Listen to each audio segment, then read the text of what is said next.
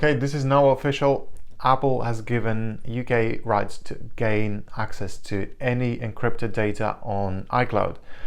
So what that means is that everything that you store on your iCloud, and that could be so many things like your messages, your photos, your files, all this data can be accessed by government if they want to. So in this video, we're going to look at the options, what you can do if you don't want to share your data with third parties. So there are two levels of protection that you normally get from Apple. Standard data protection, when all your keys, encryption keys, are stored on Apple servers in their data centers. And there is advanced data protection, iCloud, which means you store your keys on your trusted devices. And this advanced data protection for iCloud is something that they are now cancelling in UK. So if you are curious what are the things that they can encrypt on the cloud, you can go to supportapple.com and you'll see the full list of things. So that includes your contacts, your calendars, your photos, your notes, your reminders, your everything. Even things like your payment information, your passwords, your Wi-Fi passwords and Bluetooth, everything is in there. So is this good or bad? So the question is, should you be worried and should you trust the government to look after this society? Because what they say they want to do is just to keep the crime levels low. But the question people often ask is this actually for public safety or is it something else?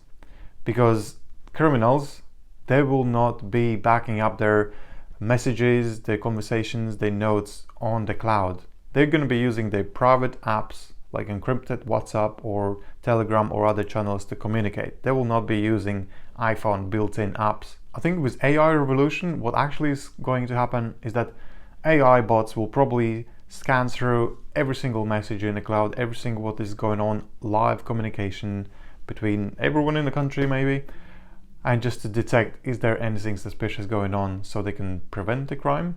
I don't think that any human employees will actually look into your secret photos, videos, messages, unless you actually have done something bad. But you never know, there's always a human factor.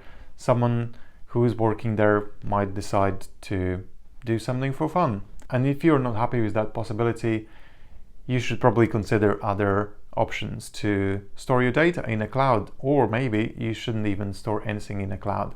So as today, it looks like other cloud providers haven't given permission yet to governments, but I think this is going to have an avalanche effect. Since Apple has given rights, I think others will follow soon. But at this moment, you could use Google Drive instead of Google iCloud, or you could use Acronis application to back up your data, or you could simply store your files at home.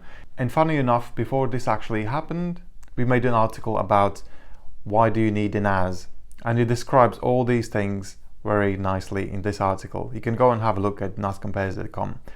But basically all you need is a hard drive like this, which you connect to your router, and you'll have your private own cloud, which you connect to your router at home, just like you would connect any other device at home, and you have your own private cloud. Everything is encrypted on your device, and you can access your files when you're away from home.